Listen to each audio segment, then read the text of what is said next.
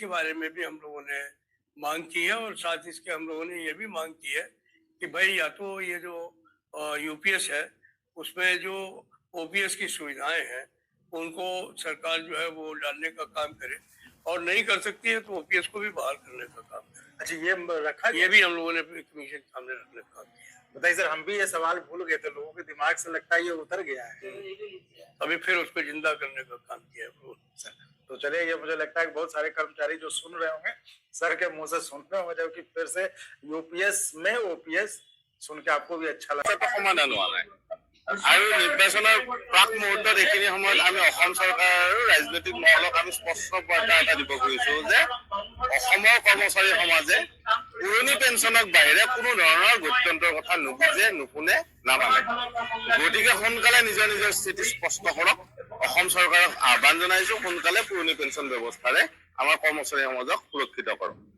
দ্বিতীয় কথাটো হৈছে ৰাজনৈতিক মহলে এতিয়াও তেওঁলোকে লগ হৈ এটা সঠিক সিদ্ধান্তত আহিব পৰা নাই। তেওঁলোকে চেগা চেৰকাকৈ যদিও কয় যে ওপিএছৰ পক্ষত তেওঁলোকে কয় যদিও, কিন্তু কাৰ্য ক্ষেত্ৰত আমি দেখা গৈছে যে তেওঁলোকেও কিছু হুকা পিছলা কৰি থকা গৈছে। এইবাৰ নিৰ্বাচনৰ প্ৰাক মুহূৰ্তত অসমৰ কৰ্মচাৰীসকলে দাবী কৰে যে আপোনালোকৰ স্পষ্ট স্থিতি জনাওক, অনাগত সময়ত আপোনালোকে ওপিএছ ৰাজ্যত কৰ্মচাৰীসকলৰ বাবে প্ৰৱৰ্তন কৰিব নে নকৰে। অসমৰ কৰ্মচাৰীসকল কেৱল 5 লাখ ভোটাৰ নহয়, অসমৰ কৰ্মচাৰীৰ প্ৰতিটো জনগোষ্ঠী, জাতি, অঞ্চল, প্ৰত্যেক অঞ্চলৰ পৰা প্ৰতিনিধিত্ব কৰে শিক্ষিত ব্যক্তি আৰু 50 লাখ 60 লাখ ভোটক তেওঁলোকে নিয়ন্ত্ৰণ কৰে।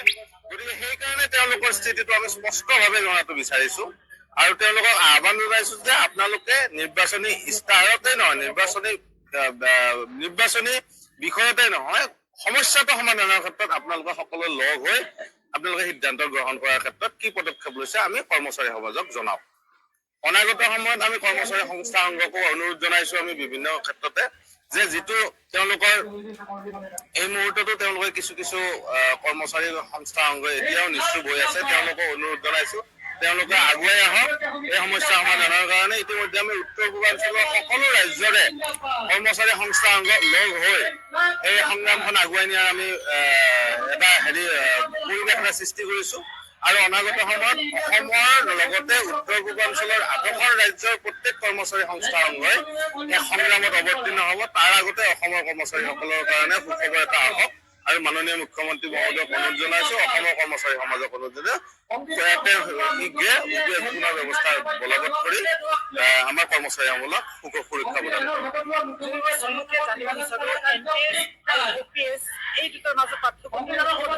স্পষ্ট কথা যে এনপিএ হৈছে এটা বজাৰৰ লগত লিংক থকা এটা ব্যৱস্থা, যিটো কোম্পানী বিলাকে আমাৰ পৰা কাটি নিয়া পইচা আৰু চৰকাৰে দিয়া পইচাৰ ওপৰত বেপাৰ এটা কৰি তাৰে অংশ এটা দিয়ে।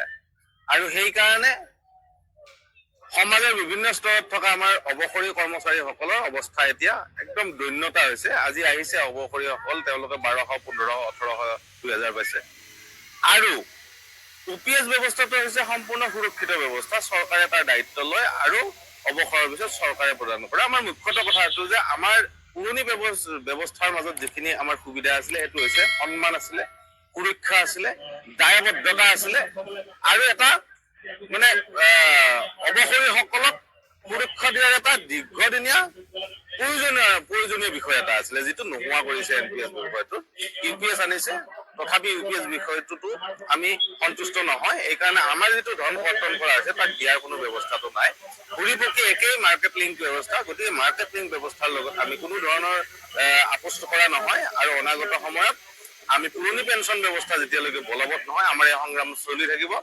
নিৰ্বাচনৰ প্ৰাকখনত আমি আমাৰ কৰ্মচাৰী সমাজে অনাগত ভোটত বেলত ভোট দিব, তাকে আমি আজি এটা সিদ্ধান্ত গ্ৰহণ কৰিছো। অনাগত সময়ত আমাৰ কৰ্মচাৰী সমাজে যেহেতু নিৰ্বাচনত সকলোৱে অংশগ্ৰহণ কৰে, বিভিন্ন কাম কৰি থাকে, গতিকে তেওঁলোকে বেলত ভোটেৰে ভোট ফৰ ওপিএছ প্ৰদান কৰিব আৰু তাৰ প্ৰাকখনত ৰাজনৈতিক দলসমূহে নিজৰ নিজৰ স্থিতি স্পষ্ট কৰক। শেষত আপোনালোকৰ এই অনশন কাৰ্যসূচীত চৰকাৰী বিষয়ববীয়া বা সংশ্লিষ্ট বিভাগৰ কোনোবা সঁহাৰি কিবা জনাইছে কিবা কৈছেনে? আৰু যদি তেওঁলোকে সঁহাৰি নজনায় তেন্তে ভৱিষ্যতে নেক্সট পদক্ষেপ আপোনালোকৰ কেতিয়ালৈ এই অনশন কাৰ্যসূচী অব্যাহত থাকিব বা কি পদক্ষেপ ল'ব? আমাৰ এইটো প্ৰতিকে অনশন কাৰ্যসূচী আজি এদিনেই আছে। আমাৰ 100 মান ব্যক্তি হৈছে। অসম সচিবালয় সেৱা সন্থা, মুৰব্বী বিভাগীয় আমলা সন্থা, junior college teachers association, Assam ৰাজ্যিক প্ৰাথমিক শিক্ষক সন্মিলনী, অৱসৰী কৰ্মচাৰী শিক্ষক সংস্থা, চতুৰ্থ শ্ৰেণীৰ কৰ্মচাৰী সন্মিলনী ইত্যাদি সংস্থা সংঘবিলাকে এটা প্ৰতিনিধি আছে। আৰু এতিয়ালৈকে অসম চৰকাৰৰ কোনো সঁহাৰি নাই। আৰু আমি নিৰ্বাচন কেন্দ্ৰিক আমি সংগ্ৰামৰ কাৰ্যসূচীটো গ্ৰহণ কৰিছিলো। গতিকে ইয়াৰে ৰূপটো আমাৰ ইয়াতে ফলাফলটো নিৰ্বাচনতে দেখা পাব। অনাগত সময়ত আমি আশা কৰো যে ৰাজনৈতিক দলসমূহে ৰাজনৈতিক যিটো তেওঁলোকৰ পাৰ্থক্য বিভেদটো পাহৰি অসমৰ কৰ্মচাৰী সমাজক অসমৰ অৰ্থনৈতিক সুৰক্ষাৰ স্বাৰ্থত, অসমৰ ৰাজ্যিক সুৰক্ষাৰ স্বাৰ্থত, এক সুশৃংখলিত সমাজ ব্যৱস্থাৰ স্বাৰ্থত অসমত সোনকালে পুৰণি পেঞ্চন ব্যৱস্থা বাহালৰ কাৰণে সকলোৱে উদ্যোগ গ্ৰহণ কৰে।